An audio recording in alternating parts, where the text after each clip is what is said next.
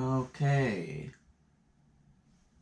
Let's see, I'm making sure this is all working before I get into anything. But I believe it is going properly. Okay, yes. Anyway, guys, welcome back. Gotta put on my hat.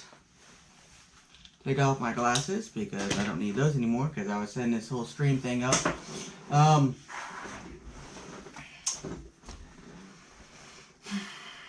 It's a sad day, guys. Sad day. You can see from the thumbnail. And I don't know if you've seen the video yet, but Matt from Demolition Ranch has officially announced that he's retiring from YouTube here relatively soon. He said that he has a couple things that he's wanted to finish up, some contracts with some companies that he had already set in motion before this decision. But he's retiring from Guntuber. Now, he's still going to be in videos. We know this. He's still going to pop in on the other guys' videos here and there. They're still going to be using his gun range on his original ranch. And, of course, you know, when they do that, he's probably going to pop in here and there. Stuff like that. I'm sure he's still going to go to all the big events and all that stuff. Bunko brand, didn't say he was shutting down Bunko branding or anything like that. So all that stuff's still going to keep going probably. But he's talking about stepping away from making videos. And it's kind of sad because, he is the biggest Guntuber in the world. You know, he took over from SPF Russia, took over, you know, that title. And he inspired a lot of Guntubers, including myself, to get into making gun videos. He specifically is the channel that made me decide to start making firearms content all the way back in, 2016? I think is when I originally started the channel. And of course, you know, my original YouTube stuff is way, way back old. I mean, my original YouTube, which I don't even have access to anymore, where I made, I did guitar covers. Let me see here. Let's see.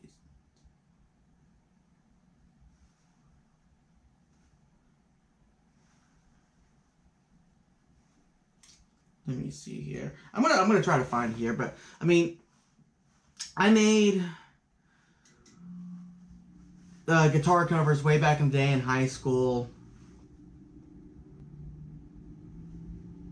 Let's see here. Trying to find it.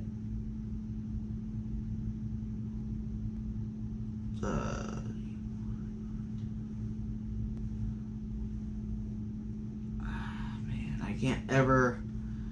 You would think because I don't have access to it anymore. It's really hard for me to sometimes find it because, you know, well, I mean, I don't have access to it anymore. And I've been meaning to try to see if there's a way I can get access back to my account for a very, very long time, and I just haven't gone around to, you know, mess with it because, like I said, I don't post on that channel anymore.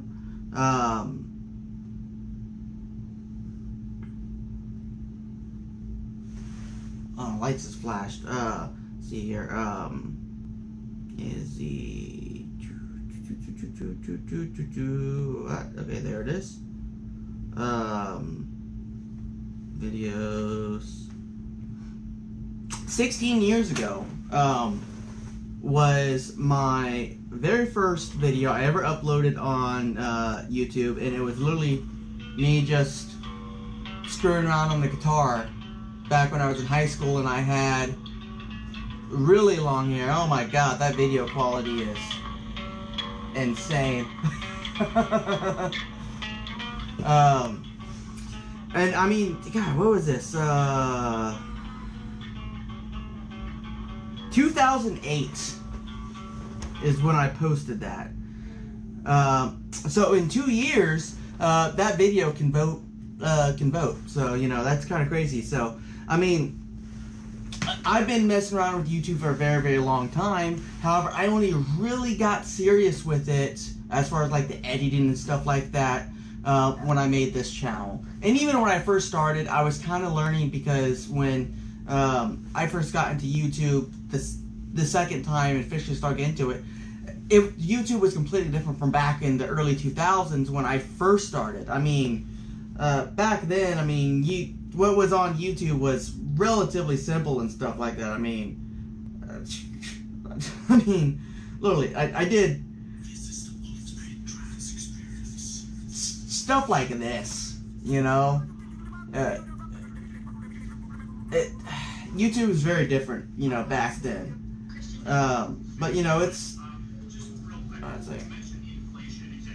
it was real different back then, and it was a lot easier to, you know, to make videos. And back then, I remember when I first started YouTube, and for the content creators that made entertaining content, me, I was just screwing around posting guitar covers and stuff like that.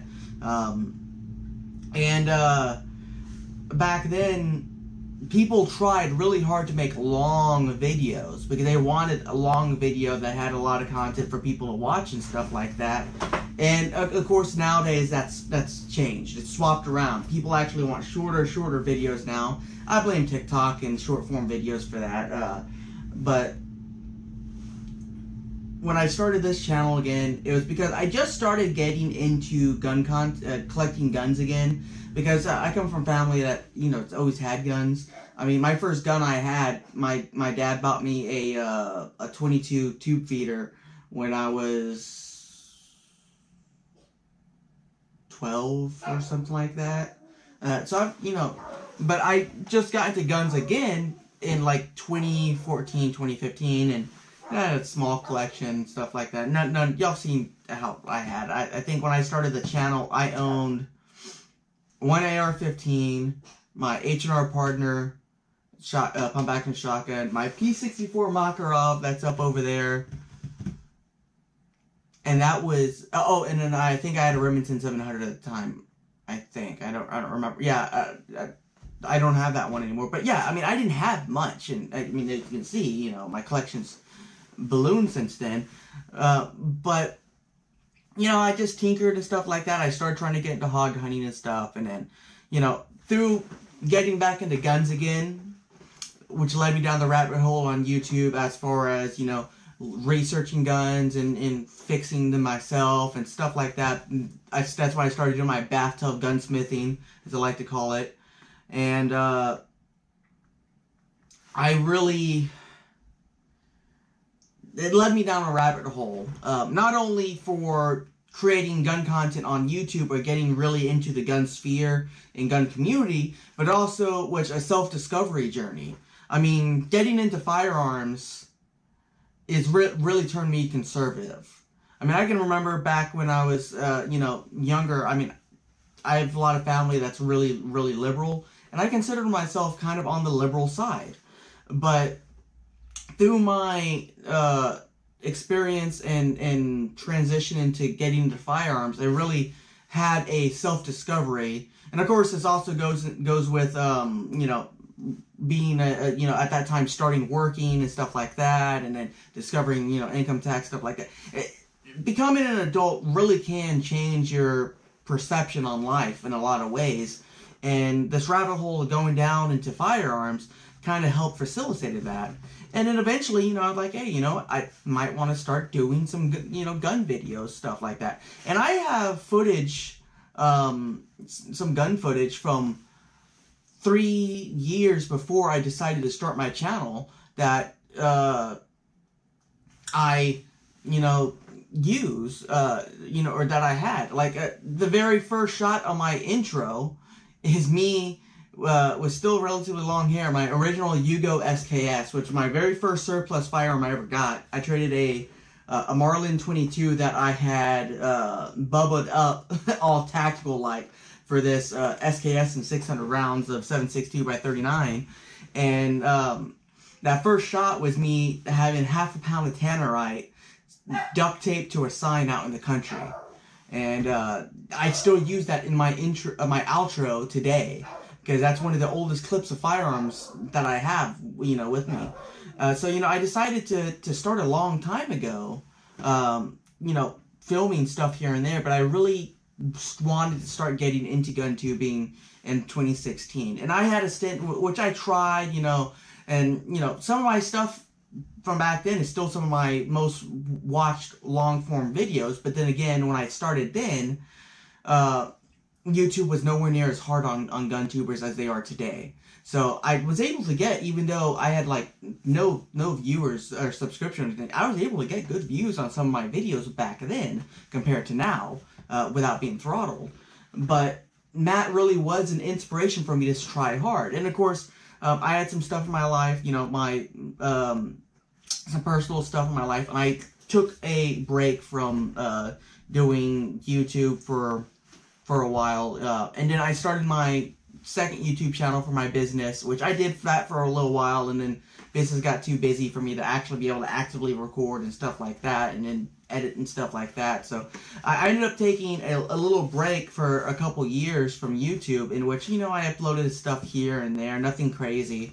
But about 2 years ago, I decided, you know what, I want to get back into making content again, and I want to improve my quality. I've increased my collection quite a bit at that point, and I had stuff to make content with, and I wanted to make better content at that time. And then that's also about the time I started using YouTube's short system, which has really helped me grow to where I am today. But it all comes back down to Demolition Ranch. Matt really was the one that got me started. And I'm not alone. There's lots of GunTubers that are like that. I'm in a group specifically for smaller GunTubers that are smaller channels, and most of the guys in there say Matt was one of the core reasons they got into GunTubing. So I'm not the only one that's going to be sad to see him go. One of my goals as a YouTuber since I've started was to get big enough to be able to be part of that group, the big Guntuber group, because I'm in Corpus Christi, Texas. I'm 2 hours south of them, maybe 2.5 hours depending on traffic. So I'm not far away, but you know, I'm not anywhere near big enough to be on their radar. You know, 36,000 subs versus their, you know, massive amounts of subs and stuff like that. But it really was an inspiration, you know, for Matt's videos, and you know, I think anyone who started in the gun sphere after Demolition Ranch started getting big can say that probably Demolition Ranch is part of the reason they got into gun tubing. And it's just gonna be sad to see him go. I know he's not gonna be completely gone. We're still gonna see him, but I understand his reasoning. You know, his kids are getting older. He spends a lot of time making the content. He's got editors and stuff like that does all the backdoor stuff I wish I had. But, you know, it's... I understand, you know, he wants to spend more time with his kids before they get up and, you know, move out and stuff like that. And who knows? We may see him return to YouTube after his kids, you know, leave the house and he's got more free time. But he wants to build memories with his kids now. I understand that. We all do. So I get it. I really do. We're going to be sad to see him go, and hopefully we'll see him again. You know, it is really sad. It was an inspiration for me and lots of other GunTubers, and for everyone, Matt or Brandon Herrera, Kentucky Ballistics, someone like that who has a bigger than life personality that is just endearing, that people seem to like. There's 10 GunTubers like me who tend to be a little dry, aren't as funny, and not as endearing and stuff like that. I understand my shortcomings as far as my personality as a presenter. I understand that. I have no illusions about that. But you know, it's just, I'm gonna miss him. I will. It's gonna be sad without him, because it was Matt that got me started. It was Brandon Herrera that made me come back. And Brandon Herrera really was the one that really kind of got me into the design and mechanics aspect of firearms. Forgotten Weapons, Ian McCullen, he got me into really the history of the firearms. And there's just, you know, I draw inspiration from a lot of different Guntubers. My vision for my channel and my content is somewhere in between a mix of Demolition Ranch, Forgotten Weapons, and Brandon Herrera. And I know my personality is a little bit more toward Ian McCullen's and not so much towards the other two, but I try. I want to be entertaining. I really do. It's just gonna be sad to see him go. It will be. Anyways, that's what I have to say on that subject. Matt, when you do go, we'll miss you. Hopefully we'll see you pop in here and there, and hopefully it's not going to completely disappear into the ether. We still want to see you pop up in other people's contents, and maybe still post something here and there on Off the Ranch, you know, that you're something that you're doing, anything interesting. Let us know. We're interested to know what's going on. You're talking about maybe becoming a full-time vet again. Maybe keep Vet Ranch going. Who knows? I don't know. But we're gonna miss them. We will. But let's get into some other little stuff here. Yesterday I posted the VSS video. Yeah. Okay. Another one. Vector Optics sent me this.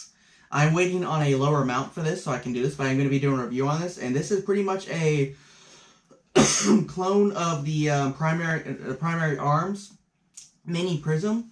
And this thing is actually really nicely made. I've been working with Vector Optics for a couple years now. They've sent me some really cool stuff.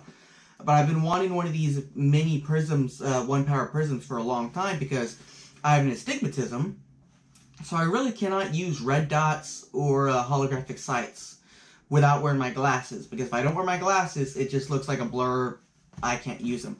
But this, on the other end, being a X-reticle optic, it is kind of nice. I don't know if you're going to be able to see the reticle.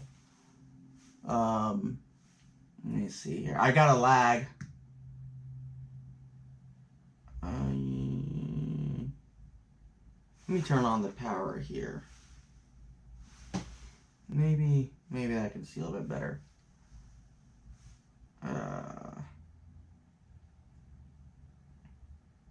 Yeah. So you can see that reticle. So I'm excited to test this out.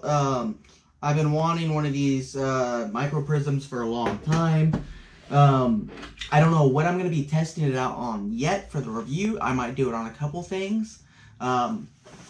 If you look over there on the wall, you'll notice my Saiga has a new wood stock on it, and that's because I'm trying to get that gun built back up to be a proper 103 clone, or at least an approximate clone. There's a couple things that I'm not doing 100% correct on it, out of personal choice.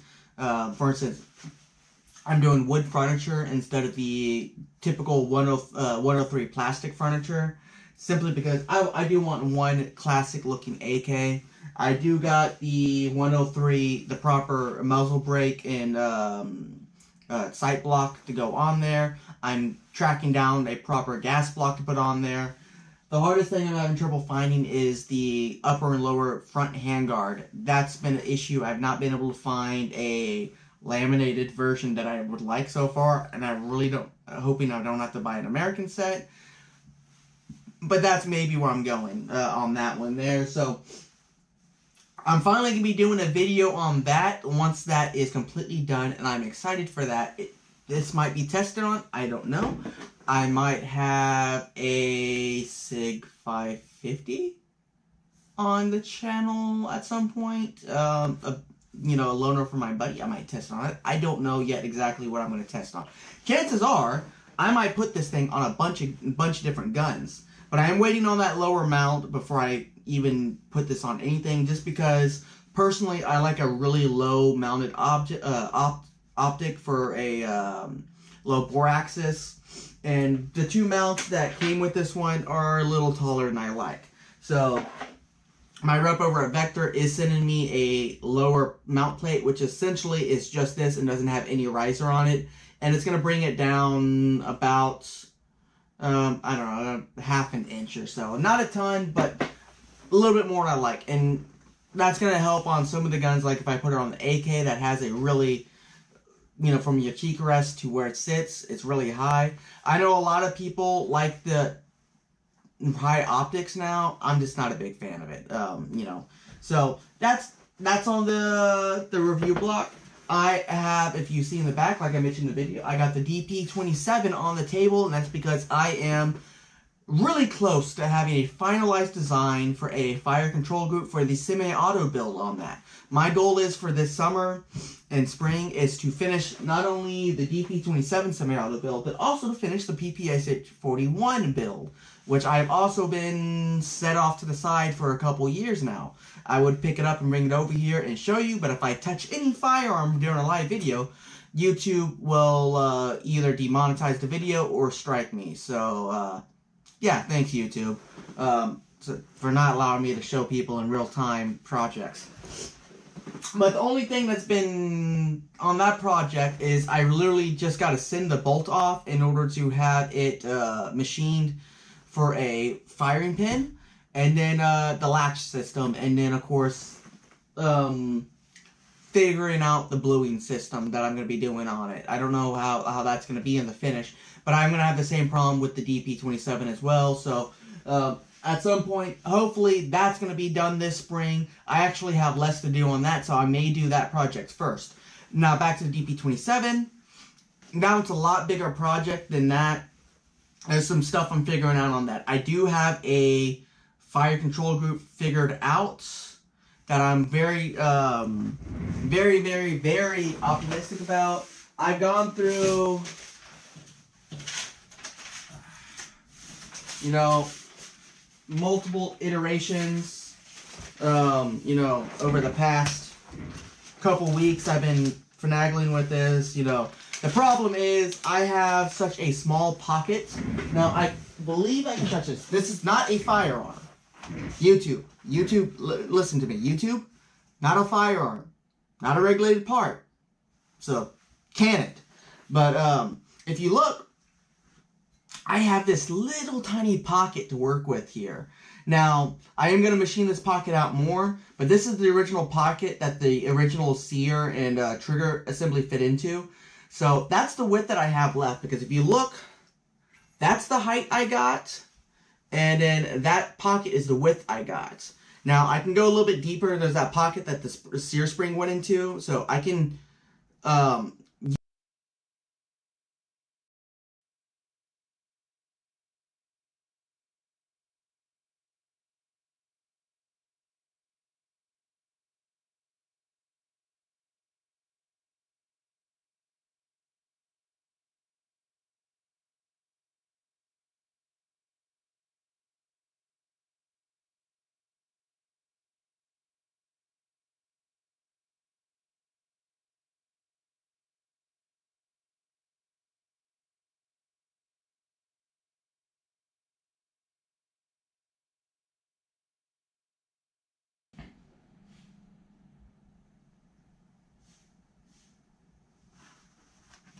the hell happened? Okay, I'm back. No idea what just happened there. My, I guess my GoPro shut off. I have no idea. Anyways, but like I was saying, I'm gonna extend this pocket back a little bit further and almost up here. I really wish I didn't have to, because I'm going to be losing some markings here, some of the original Russian stamps. But the reason why I'm having to is because I'm designing a hammer-fired fire control group for this build, and it's going to be one of only 2 hammer-fired fire control groups that exist for this platform. The other one being the SMG Gunworks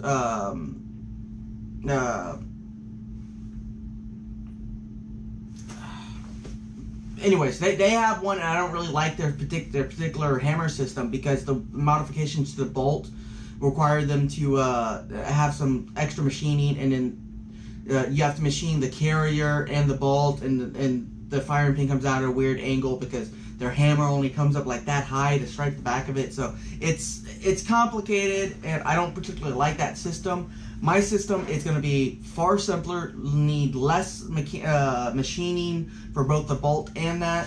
In fact, the only machining that's going to have to be done to the bolt and the firing pin itself is going to be the divots cut into the breech surface here for the denial pins that are going to be in the receiver, and then I'm going to put a spring-loaded firing pin inside of the original firing pin. So I'll probably use this demilled surplus one that I have here, and it's just going to have a firing pin that sticks out the back here that when struck and completely leveled down will extend out to the full length of the original firing pin. So most of the functionality on the carrier and everything's going to work exactly the same, but it's going to be like this. But the problem with having a hammer-fired fire control group and a DP27 is just room. There is not much room at all. Now, I've seen a lot of people that did builds where they machined this all off and then they mounted like a SEPMI or a G3 fire control group, trigger group down on the bottom of it, and then use that as a hammer fire. And that's fine if you don't mind having a non-original looking firearm. But I'm trying to make this gun look completely original. And basically, you know, I went through a couple different designs, you know, stuff like that. And, you know, a tilting sear system like that one there.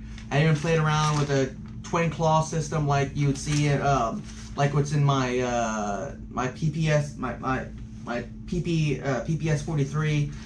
Stuff like that. But the system I've come up with so far is hard to kind of see, but it's that top one right there, and it's pretty much going to be a sliding trigger instead of a pivoting trigger. I really wanted to do a pivoting trigger in order for trigger fill, however I could not figure it out, so I'm going with a sliding trigger like you would get in, like, say a TT33, where the trigger is one solid trigger and it just slides forward and backwards. Now, in shooting, you don't really notice it that much. But basically, the whole fire control group is going to consist of 1, 2, 3, 4, 5 parts. And I think I've got it figured out. I'm talking to a local company that does 3D modeling, and we're going to be... first, I'm having to explain to him that this particular type of work does not violate any federal laws.